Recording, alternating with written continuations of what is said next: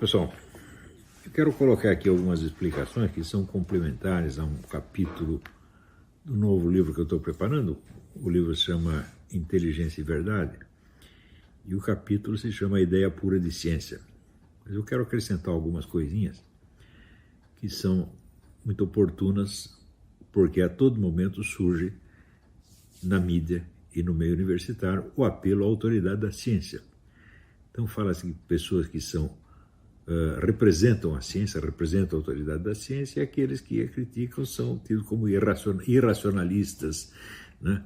Como porta-voz de um ponto de vista religioso, da fé, etc. Tudo isso é uma besteirada, é um monte de chavões que já basta para demonstrar, o estado de total precariedade da inteligência nacional no momento. Então, em primeiro lugar, é preciso lembrar o seguinte, que as pessoas que ou praticam alguma ciência, ou que estudaram o assunto numa faculdade de filosofia, o que elas sabem a respeito, no máximo, são alguns preceitos do método, dito método científico, ou melhor ainda, da técnica da pesquisa científica. E eles podem operar esses instrumentos da técnica da pesquisa científica, do método científico, sem ter a menor consciência do fundamento cognitivo dessas coisas.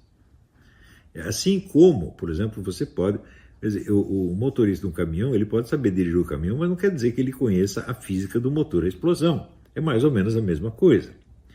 Então, eu nunca vi no meio universitário brasileiro quem tivesse consciência deste problema, né? Você está praticando a técnica da pesquisa científica, mas qual é o fundamento do método científico? Por que o método científico é científico? Qual é a diferença entre o conhecimento científico e qualquer outro conhecimento? Não é isso? Então, hoje em dia o que se sabe é o seguinte, ciência é aquilo que os cientistas praticam e aquilo que eles dizem em nome da ciência. Então, quando se alega, por exemplo, uma opinião dominante no meio científico, diz o consenso científico é tal. E a pessoa que usa essa expressão, ela nem mesmo percebe que o que ela está alegando como autoridade da ciência é apenas uma questão de número de votos. O consenso é assim, uma maioria que acha isso e a minoria acha aquilo. Isso tem fundamento científico? É claro que não. Veja, Aristóteles dizia que o começo de uma investigação é o repertório das opiniões dos sábios. O começo e não o fim. Hoje, o repertório das opiniões dos sábios, supondo que sejam sábios, é oferecido como se fosse a conclusão de um debate, meu Deus do céu. Chegamos a este ponto, quer dizer, é o reino da estupidez. E se você me mostra um consenso científico, muito bem, é um bom início para uma investigação. Porque se você tem um consenso, então significa que esta opinião consensual não é irrazoável, ela é apenas razoável. Então é um bom começo para você tentar chegar a uma certeza maior, né? Exatamente, Aristóteles diz que essa é sempre assim. Primeira coisa, você faz o repertório das opiniões, não das opiniões, quaisquer opiniões. Se for quaisquer opiniões, então a opinião da plateia, isto é o fundamento do discurso retórico. O que é o discurso retórico? É aquele que você toma como premissa a opinião dominante da plateia. O que a plateia já acredita, você não questiona. Você toma aquilo como se fosse a certeza para, com base nisso, você provar alguma outra coisa que você quer provar. Então isso é retórica. Agora, no mundo científico, você começa com o repertório das opiniões das pessoas que estudaram o assunto. Já é outra coisa. Então você tem um nível de credibilidade já maior, mas é apenas credibilidade. Quantas pessoas você conhece hoje em dia que têm consciência disso? De que o consenso científico não dá certeza alguma. Tá certo? Na verdade, não dá certeza nenhuma. Ele é apenas o começo. Você tem um consenso científico, significa que você tem um bom motivo para estudar o assunto. Você tem um problema na mão. O consenso científico é um problema e não uma solução. Quantas pessoas você conhece que têm consciência disto? Então, vamos perguntar então, o que faz da ciência uma ciência? No que a ciência se diferencia de outras modalidades supostamente inferiores de conhecimento?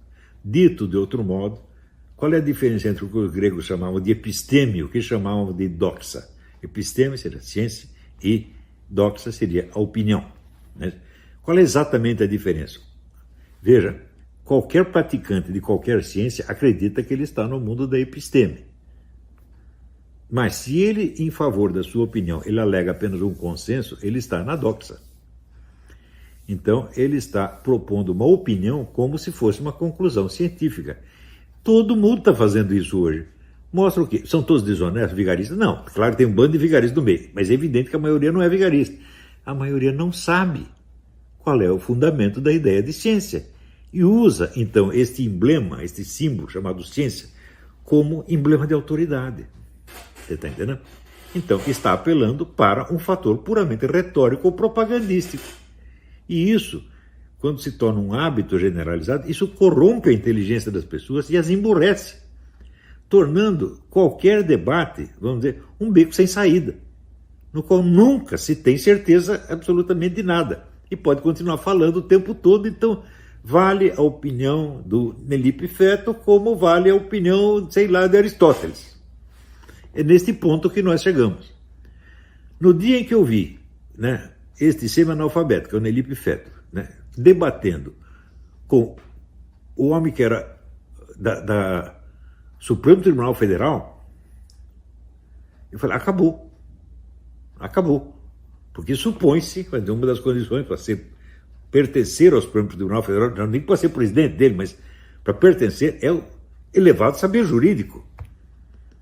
Então, o elevado saber jurídico pode dialogar de igual para igual com nenhum saber jurídico. Que saber jurídico tem o Nelipe Feto? Zero.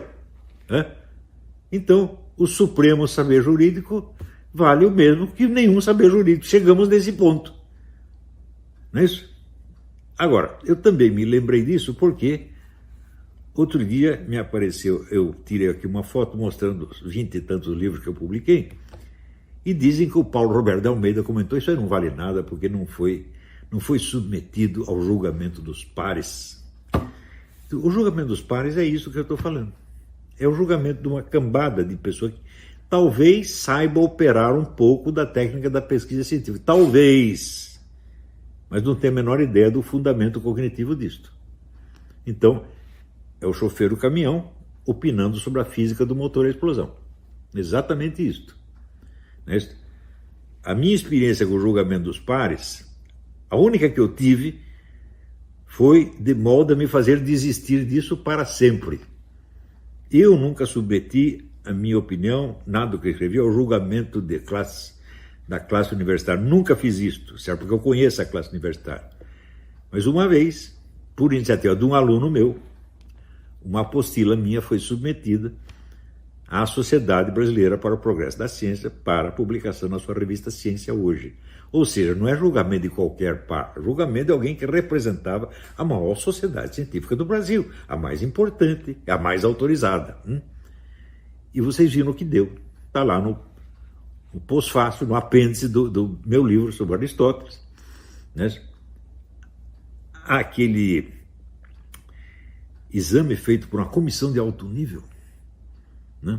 Onde se via a total ignorância do assunto. Vocês leiam lá, não vou me repetir aqui. Tá certo? Então, se eu já não tinha grande respeito por essa gente, aí eu perdi definitivamente. Também é muito fácil, né, o sujeito baseado, vamos dizer, na aparência de profissional universitário, ele posar de superior. Eu digo, mas peraí, vamos ver se existe a superioridade mesmo? O professor diz, não, eu sou um profissional qualificado, e esse sujeito aí é apenas um autodidata. Em primeiro lugar, autodidata coisíssima nenhuma. O fato de eu não ter tirado o diploma final não quer dizer que eu não cursei. Cursei 3 anos lá, o melhor curso de filosofia que tinha, que era do padre lá dos Anjos. Não terminei porque o padre morreu. E no dia seguinte, ela, o idiota da teologia da libertação, explicando o Evangelho segundo Nietzsche. Eu não quero saber o Evangelho segundo Nietzsche, porque, como eu já disse outro dia, eu considero o Nietzsche leitura para adolescentes. Então, a opinião de Nietzsche sobre o Evangelho, para mim, não quer dizer nada. É a minha opinião sobre a criação de chinchilas, tá entendendo? Porque eu não sei distinguir uma chinchila de um esquilo ou de uma galinha. Tá certo? Então, além disso, né, o Paulo Roberto de Almeida posando de autoridade científica, para mim, é o que faz me rir, você está entendendo? Porque vocês viram o meu debate com ele, negócio de globalista, o cara é ignorante, metido, só tem pose e cargo, tá certo? Então, o sujeito que em pleno ano de 2020 não sabe que existe um poder globalista já constituído, então ele não sabe nada. Ele não lê jornal desde o fim da Segunda Guerra Mundial, você está entendendo? Nem isso ele sabe. E ainda vem bancar o conhecedor, o científico, isso é tudo pose. É evidente que é uma pessoa complexada, que precisa dessas coisas, vamos dizer, para se mostrar e para olhar no espelho. Bom, a situação é esta. Então, verifiquem, então, quando vocês ouvirem alguém falando de ciência, veja que, na melhor das hipóteses, o indivíduo tem alguma ideia do que é o método da pesquisa científica. Alguma ideia, sabe, até certo ponto sabe, suponhamos que sabe, praticá-lo. Em geral, nem isso. Mas você saber praticar esse método ou técnica não quer dizer que você saiba o fundamento cognitivo dela. Se você não sabe o fundamento cognitivo, você está operando o motor à explosão como o motorista do caminhão está pilotando o caminhão. Você realmente sabe fazer, mas não sabe o que está fazendo. Portanto, qual é a sua autoridade científica? É zero. Então, vamos voltar ao ponto e investigar qual é o fundamento do método científico, no que o método científico se torna científico, como que ele se torna científico, o que o distingue de outros tipos de conhecimento. Então, idealmente, o conhecimento científico é o conhecimento demonstrativo, ou seja, não é apenas uma opinião, a opinião pode ser demonstrada. Agora, existem duas maneiras de demonstração, né? A primeira é o que se chama evidência. Mas hoje em dia não se pode nem usar a palavra evidência, porque a influência do idioma inglês no português estragou o sentido da palavra evidência, porque em inglês, evidence quer dizer indício ou elemento de prova. Você soma várias evidences, então você tem no final uma proof. Daí na proof você acredita. Evidência é apenas, vamos dizer, um leve motivo para você acreditar. Mas na língua portuguesa, nas línguas latinas de modo geral, evidência quer dizer um conhecimento que é autoevidente e, portanto, que ele não precisa ser provado porque ele se prova a si mesmo. Como, por exemplo, o princípio de identidade. A igual a A. Não precisa provar isso aí, tá certo? Ou eu sou eu mesmo, tá certo? Ou esta xícara é ela mesma e não outra xícara, né? Então, esta ideia da evidência é fundamental. Tão fundamental que Aristóteles dizia que os primeiros princípios da lógica são autoevidentes e eles não precisam de prova. Eles são conhecidos por um ato intuitivo imediato. Mas a palavra intuitiva também foi estragada no português moderno, né? Porque intuição, na técnica filosófica, significa a percepção imediata de uma verdade presente. Mas, como o pessoal andou lendo Jung, lendo Jung, leu Bergson, misturou tudo. Então a intuição começou a querer dizer um pressentimento, uma sacação, uma coisa assim. Então virou um negócio místico. Eu digo, então temos que começar por corrigir o vocabulário. Se nós queremos falar sério, então nós temos que usar as palavras no seu sentido correto e técnico, tá certo? E não no seu sentido jornalístico usual. Não é possível uma coisa dessa. Então vamos definir, né? Evidência, tá certo? É a exibição imediata de uma verdade autoprobante, imediata, desnecessitada de qualquer prova. Não é isso? E intuição é a capacidade de perceber uma evidência. Tá certo? Então a intuição se distingue do quê? Do raciocínio. Você usa o raciocínio, a lógica, para você chegar a conhecer algo que não está evidente. Não é isso? Cuja veracidade depende da admissão de uma verdade anterior. Então, é isso que diz Aristóteles, os primeiros princípios da lógica são autoevidentes. Mas a lógica se compõe do encadeamento de várias afirmações, que uma depende da anterior, que depende da anterior, que depende da anterior, até chegar no primeiro princípio. Isso é assim, e nunca ninguém, na verdade, negou que fosse assim. Pode haver alguma discussão, a mais ou a menos. Eu até acredito, dentro da minha infinita vaidade, eu acredito ter acrescentado algo à teoria dos primeiros princípios, quando eu propus o seguinte, que uma verdade autoevidente, uma afirmação autoevidente, é uma afirmação que não pode ter uma contraditória unívoca. Contraditória que tem um sentido só. Por exemplo, se eu digo A igual a A, essa é uma afirmação autoevidente. Agora, se eu digo A é diferente de A, eu posso estar querendo dizer não uma coisa, mas duas coisas. Porque aí você tem o A1 e A2. Você está querendo dizer que A1 é diferente de A ou que A2 é diferente de A? Então, por exemplo, eu uso a frase eu estou aqui.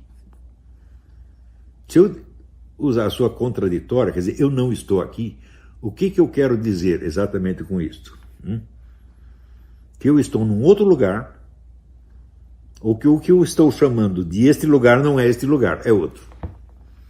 Então você tem duas contraditórias e não uma. E assim por diante, você pode testar. Pega todas as frases autoevidentes que você puder e tente dar contraditória unívoca. Eu usei isso, inclusive, para, vamos dizer, a discussão da famosa prova de Santo Anselmo. Deus é um ser absolutamente necessário, então ele existe, porque se ele não existisse, ele seria contingente. Se ele pudesse não existir, se ele tivesse a possibilidade de não existir, seria contingente. Então, se você o definiu como necessário, você tem que aceitar naturalmente que ele existe. Não é isso? E eu fiz uma discussão disso com base na objeção que Kant apresentou. Não é isso não vem ao caso no momento.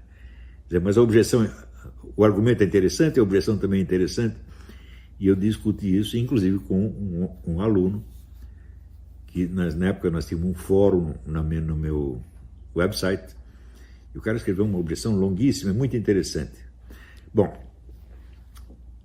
então, vamos dizer, a existência de evidência, portanto, de conhecimento intuitivo, é uma primeira condição de qualquer ciência, porque se não existe nenhuma evidência, nenhum conhecimento intuitivo, toda verdade depende do anterior, que depende do anterior, que depende do anterior. Você tem o recuo infinito, então nunca se fica sabendo nada. Então, temos que aceitar o princípio de Aristóteles, de que os princípios da lógica são autoevidentes. Ponto final. Basta esse princípio para fazer uma ciência? Não. Por quê? Porque nem todos os nossos conhecimentos são autoprobantes. Existem verdades que não são autoprobantes. Não é isso? Por exemplo, se você aponta, digamos, a causa de uma doença, a causa não está autoevidente na doença, o mesmo sintoma pode ter causas diferentes, então você tem que investigar. Então, aí você precisa do quê? De uma prova. E a prova depende do quê? Da lógica. O que é a lógica? É um encadeamento de afirmações, das quais cada uma depende da anterior. E isso é o que se chama o silogismo. Sim é de junto e logismo é duas afirmações. Então, a convergência de duas afirmações traz uma terceira. Como é que isso funciona? Funciona da seguinte maneira. Você percebe que duas afirmações são, no fundo, a mesma. Então, silogismo clássico. Todo homem é mortal, Sócrates é homem, logo Sócrates é mortal. Quando você diz que todo homem é mortal, você já está dizendo que Sócrates é mortal. Para esclarecer isso, só falta você acrescentar que Sócrates é homem. Portanto, Sócrates é mortal. Então, a prova depende, o funcionamento do mecanismo lógico de prova depende de você ser capaz de perceber a identidade de duas proposições, a identidade de duas afirmações. Este é o nexo, né? Você criou um nexo entre uma premissa, uma primeira afirmação e a sua conclusão. Esse nexo é dado o quê? Através da identidade de duas proposições ou afirmações. Ora, como é que você percebe esse nexo? Ou esse nexo é autoevidente e você o percebe imediatamente por intuição, ou então você precisa de um terceiro, de uma outra afirmação, que depende de outra, que depende de outra, daí você tem o recuo infinito e pronto, você não prova nada. Então, primeira condição do conhecimento científico, a evidência e, portanto, a intuição. Segunda condição, a possibilidade da prova, ou seja, a lógica, através do nexo entre uma afirmação e outras afirmações. Terceira condição, a evidência do nexo. O nexo tem que ser autoevidente. Ele não pode ser um nexo lógico. Deu para entender? Então, essas são as condições fundamentais de todo. Se isso não existisse, não seria possível nenhum conhecimento científico. Tudo estaria no reino da opinião e da arbitrariedade. Então, isso aqui basta para fundamentar um conhecimento científico? De jeito nenhum. Por quê? Para haver uma ciência, não basta que exista evidência em geral e intuição em geral. É preciso que alguém tenha evidência e tenha intuição. E é preciso que duas pessoas, olhando o mesmo objeto, captem a mesma evidência. Então, esta quarta condição do conhecimento científico chama repetibilidade do ato intuitivo. Esta talvez seja a maior dificuldade do método científico.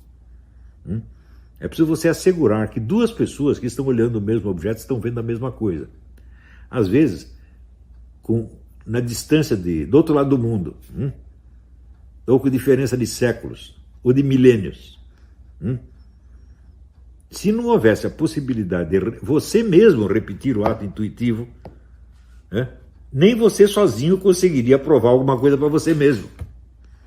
Então, é necessário que haja essa repetibilidade do ato intuitivo, é básico para a existência de ciência. Você já ouviu alguém falar disso? Já ouviu algum Paulo Roberto de Almeida explicar isso para vocês? Então eu falo, olha, você me prova a existência de ciência sem a repetibilidade do ato intuitivo. Está entendendo? A repetibilidade do ato intuitivo é necessária, inclusive quando você está usando instrumentos de observação que supostamente são mais exatos do que o olho humano, ou o ouvido humano. Por quê? Porque alguém vai ter que olhar na tela e ver o resultado. E comprovar que ele está vendo a mesma coisa que o outro observador também. Percebeu? Então, quando você faz um exame, aqui seu exame de sangue, né? Tem que assegurar que você, o que está vendo no papel, é a mesma coisa que o sujeito está vendo ali. E você sabe que existem diferenças nisso aí. Eu me lembro que uma vez um sujeito muito gentil me ofereceu para fazer um exame geral, um check-up. Eu fiz o check-up e deu que ele estava com um problema cardíaco gravíssimo. Saí dali correndo, fui pro hospital.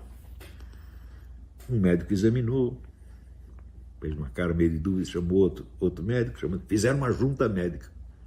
Eles olharam e falaram, aqui não tem nada. Quer dizer, um viu uma coisa e o outro viu outra igual, outra diferente. Isso pode acontecer a qualquer momento, não é isso? Então, mais ainda, existe um livro, um autor chamado Theodore Porter, que ele lembra a seguinte coisa, que é bastante óbvia, aliás. Para você operar um instrumento científico, é preciso que alguém ensine você a operar.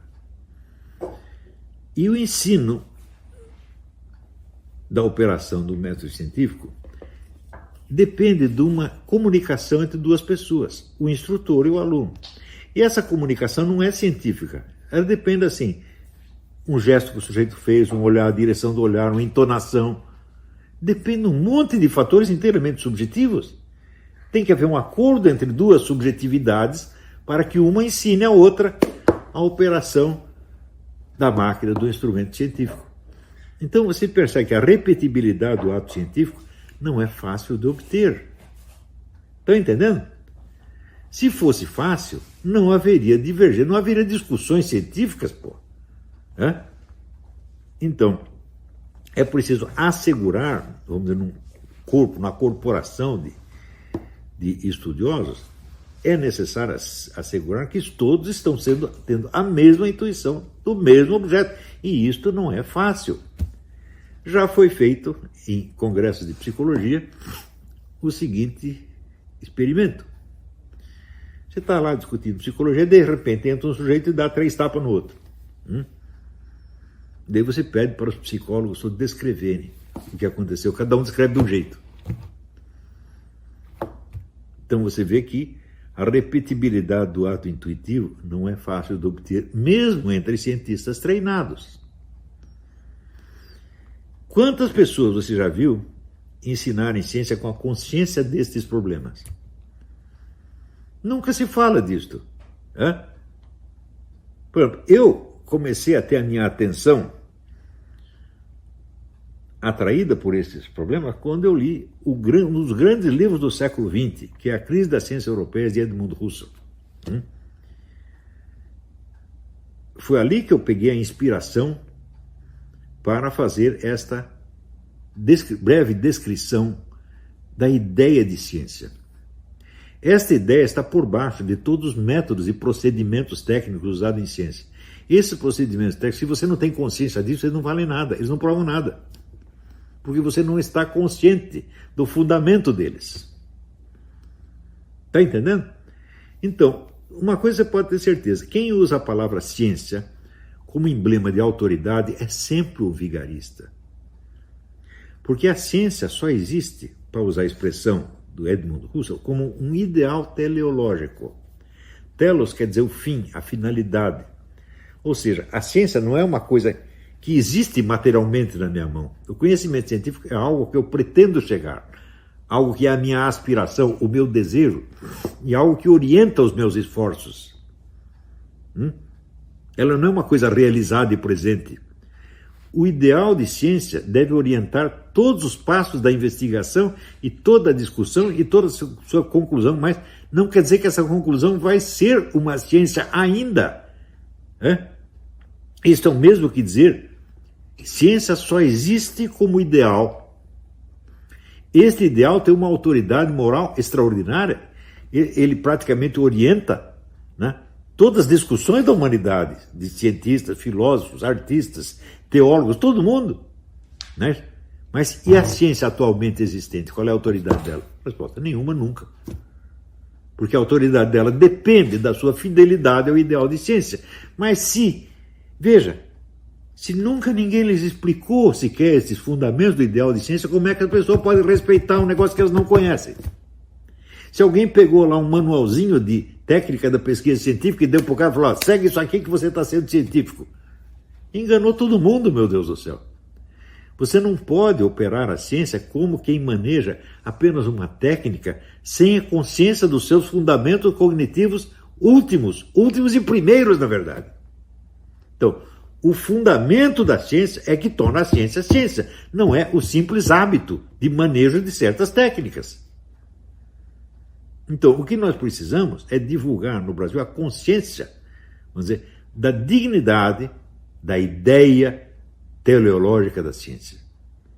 E exigir que esses que falam em nome da ciência, arrogando-se a autoridade dela, se curvem a ela, em vez de curvá-la aos seus próprios interesses e desejos.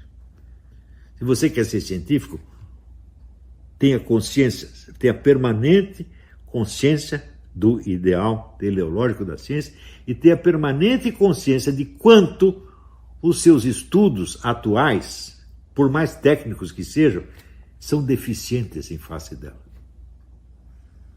Por exemplo, se você está usando métodos estatísticos, ora, meu Deus do céu, desde o tempo de Aristóteles, explicaria para você que qualquer argumento estatístico não é um argumento lógico, não é um argumento analítico, é apenas um argumento dialético. O que é o dialético? É a arte do provável. Então, os famosos 4 discursos. Você tem o discurso poético, que trata do possível. Para uma coisa ser poeticamente válida, basta que ela seja possível. Em seguida, você tem o retórico, que é o verossímil, o que parece verdadeiro a uma determinada plateia. Em seguida, você tem o provável, ou o razoável. E em seguida, você tem o certo, que é o lógico-analítico. Por exemplo, se nós estudamos aritmética elementar é idêntica à lógica. Então, é o reino do absolutamente certo. 1 mais 1 igual a 2. Não tem como discutir. Então,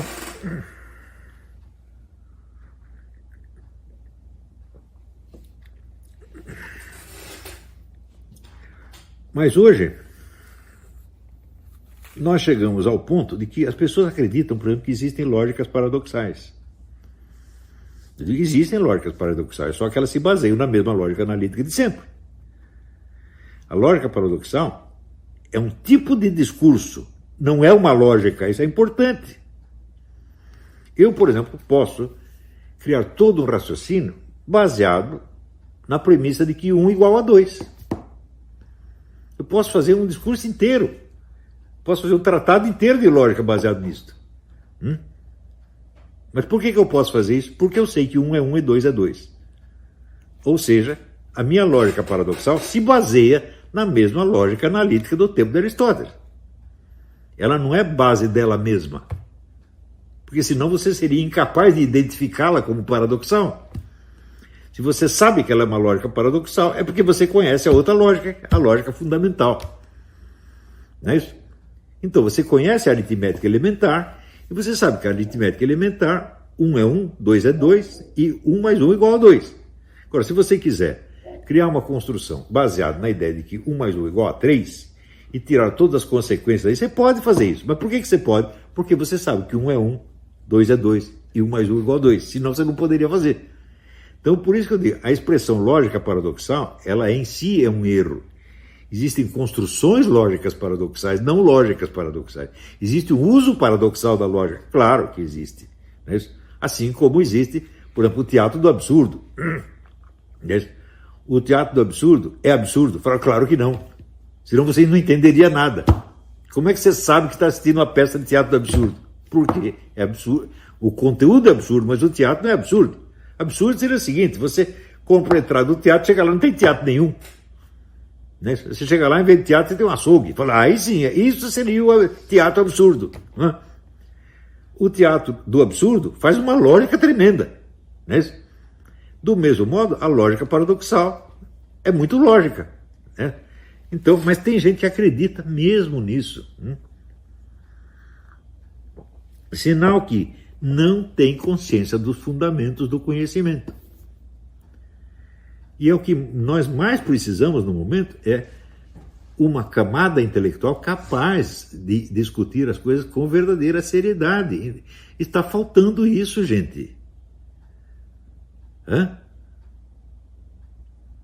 Não é só porque as pessoas são desonestas, os políticos são desonestos. Depois, se você já parou para pensar o seguinte, quantos políticos desonestos existem dentro do parlamento? E quantos cientistas desonestos existem na classe científica? O diretor da Lancet, que é a revista médica de maior prestígio no mundo, disse outro dia, metade dos trabalhos científicos de medicina são fraude. Metade! Se ele dissesse isso 50 anos atrás, botaria ele no hospício, porque não acontecia isso. Eu fui editor da revista médica, e a gente sabia que se você quer tirar dúvida de alguma coisa, você vai no Lancet. Onde está todo mundo falando errado, o Lancet está certo. Agora, o diretor da Lancet, que esqueci o nome dele, ele confessa isso, fala 50% dos trabalhos são fraude. Agora, esses que praticam fraude, eles também não falam em nome da ciência? Falam. E o povo cai na conversa, porque o povo também não estudou isso. Isto que eu estou falando devia ser ensinado em tudo quanto é ginásio.